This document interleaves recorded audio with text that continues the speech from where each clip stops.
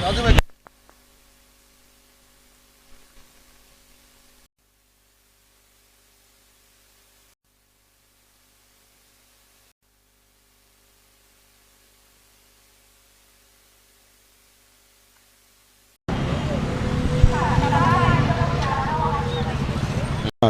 Anakapalli వాస్తవులని Gowrapalem RMP doctor Buddha Srinivasa నా పేరు.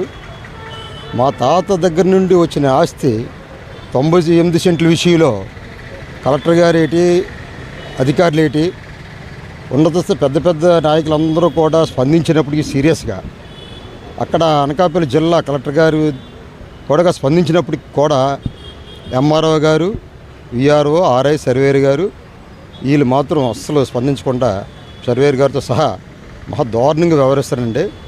నా భూమి నాకు ఇవ్వడానికి ఇబ్బంది పెడుతుంటారు. నాది మా తాతాస్తి, అది వాడు వేరేవాడిది కాదు సార్. మా తాతాస్తి నాకు ఇవ్వడానికి ఎన్ని పిటిషన్లు పెట్టినా ఇప్పుడు నేను వికలాంగుని మానవత్వం లేకుండా దగ్గర ఇప్పుడు 11 నెలలు అయిపోయింది సార్. ఇప్పటికి నా సమస్య పరిష్కారం చేయాలనుకుంటే 6 రోజులు టైం పట్టదు. నేను ఎవరెవరు గవర్నర్ గారు కూడా కలిశాను, 3 సార్లు పిటిషన్ పెట్టాను గవర్నర్ గారు. స్వయంగా గవర్నర్ గారు, చంద్రన్ గారు, మన పవన్ అన్న, లోకేష్ అన్న వీళ్ళందరినీ 3 సార్లు 4 సార్లు కలిసి ఉన్నాయి. వీళ్ళు సీరియస్గా తీసుకోకపోతే నా సమస్య అయితే పరిష్కారం అవ్వదండి. ప్రభుత్వం ఎంటర్ అవ్వాల్సింది. నా దగ్గర అన్ని ఆధారాలు ఉన్నాయి. నా దగ్గర ఆధారాలు ఏమి లేకపోతే నా భూమి మొత్తం వాళ్ళకి ఇచ్చేయండి, లేదంటే తిరుపతి వెంకటేశ్వర స్వామికి రాసేయండి. నాకు 1 సెంటు వద్దు. లేని పక్షంలో వాళ్ళు మాత్రం చాలా దుర్మార్గంగా వెళ్ళి వ్యవస్థ అధికారి వాళ్ళు మాత్రం కట్టడి చేసి నా భూమి నాకు ఇప్పించి, నేను ఆర్థిక కష్టాలు ఉన్నాయి. నాకు భూమి పరిస్థితులు ఇప్పించకపోతే, నాకు 100% అమ్ముకోకపోతే నాకు ఇబ్బందుల వల్ల గొట్టు ఎక్కలేను. మా కుటుంబ పోషణ కూడా చాలా ఇబ్బందిగా ఉంటుంది. గతంలో బాగా డబ్బులు అయినప్పటికీ మా కుటుంబ సభ్యులే మమ్మల్ని అంతా మాయ మోసం అంతా చేసి 2006 నుండి మాయా మోసాలు అందరూ బెదిరింపులే అలా చేసి ఈరోజు కూడా నానా టార్చర్ పెడుతుంటారు. వాళ్ళ దగ్గర ఏ ఆధారాలు పూర్తిగా లేవు. పక్క పోజిటివ్ డాక్యుమెంట్లు అయ్యి పోజిటివ్ డాక్యుమెంట్లకే కలెక్టర్ మేడం సీరియస్గా తీసుకోమన్నప్పుడు కూడా కింద స్థాయి అధికారులు పూర్తిగా నిర్లక్ష్యం వహిస్తున్నారు. మా పెద్ద కళ అయినా చిన్న కళ అయినా కబ్జా చేసిన అయినప్పటికీ కూడా వాళ్ళ మీద యాక్షన్ తీసుకోకుండా మా భూమిలోకి నన్ను అడిగితే చంపేస్తానని బెదిరింపులు గురి చేస్తుంటండి. ఇంత దారుణంగా ఎక్కడ చూడలేదు. నా దగ్గర పక్కగా రికార్డ్స్ ఉన్నాయి. ఆధారంగా 8 సెంట్లు కబ్జా చేస్తారు ఆల్రెడీ. ఇప్పుడు కలెక్టర్ మేడం గారు అయితే తీసుకోమన్నారు. తీసుకున్నది నాకు మొత్తం టోటల్గా 98 సెంట్లు కొలిసి ఇచ్చామన్నప్పుడు కూడా ఇక్కడ ఎంఆర్ఓ వాళ్ళు సహకరించడం లేదు. ఎంఆర్ఓ ఏంటి, విఆర్ఓ, ఆర్ఐ, సర్వేయర్ గారు వీళ్ళు ఇక్కడ టౌన్ సిఐ గారు కూడా పరిస్థితి అదే. బందోబస్తు ఇవ్వమంటే టౌన్ సిఐ గారు బందోబస్తు ఎవరు, కలెక్టర్ మేడం ఆదేశాలు కూడా బేఖాతరు చేస్తుంటారు అందరూ కలిపి. అంటే అంత లెక్కలు అన్నీ ఉన్నాయి సార్. అన్నీ మన దగ్గర పక్కాగా అన్ని ఎవిడెన్స్ ఉన్నాయి. ఏది తప్పు నేను చెప్పినప్పుడు కూడా నన్ను ల్యాండ్ హైవే మన అనకాపల్లి బైపాస్ రోడ్డు నోకల మార్చి దగ్గరలో సర్వే నెంబర్ 1360/1 సర్వే నెంబర్లో 98 సెంట్లు భూ అండి నాది. వాళ్ళ దగ్గర ఏ డాక్యుమెంట్స్ లేవులేండి. ఏదో రకంగా నన్ను అడ్డుపడి ఇబ్బంది పెట్టాలని మానసిక శోభకు గురి చేస్తుంటారు కావాలని. ఏదైనా ఈ టైంలో మన నా సమస్య భూ సమస్య విషయంలో గవర్నర్ గారు తక్షణంగా స్పందిస్తేనే నాకు న్యాయం జరుగుతుందండి.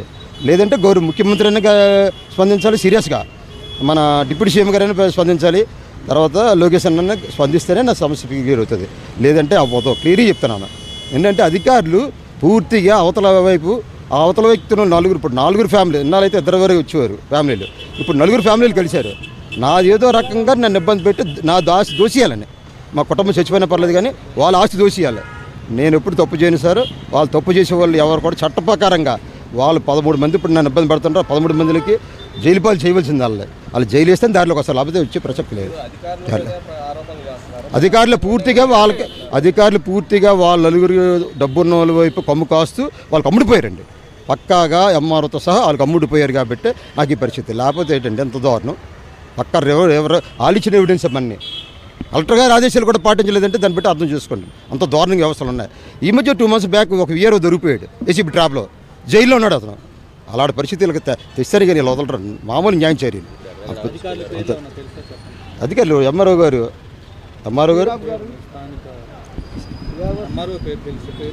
స్థానిక ఎంఆర్ఓ గారు నన్ను ఇబ్బంది బాగా పెట్టేది ఇల్లే అండి. రెవెన్యూ డిపార్ట్మెంట్ ఎంఆర్ఓ గారు, ఆర్ఐ, విఆర్ఓ, సర్వేరు, వీళ్ళు టౌన్ సిఐ గారు కూడా బందోబస్తు అవటం లేదు. అతను కూడా ఇబ్బంది పడుతుంటారు. వాళ్ళు ఏ కాగితాలు చూపిస్తే ఈ ఒరిజినల్ డాక్యుమెంట్లు ఎలా చెప్పగలరండి? పక్క ఎవిడెన్స్ నా దగ్గర ఉంటే. కలెక్టర్ మేడం ఆదేశాలు కలెక్టర్ మీద ఆదేశాలు నా దగ్గర ఉన్నప్పుడు సీఐకి ఎటు తెలుస్తుందండి అది జెన్యూనే కాదని? అవి విచారణ చేయమని కలెక్టర్ మేడం గారు విచారణ చేయమంది. అవి ఫోజీ డాక్యుమెంట్ రుజు చేసి ముందు కూడా ఆర్డర్ కాపీ కూడా నా దగ్గర ఉంది. అవి నిన్న 2006లో మా తాత ఆస్తి అండి. ఆడికి ఎలా వెళ్తుంది? ఆడికి ఎర్రలు సపజెట్టోడును.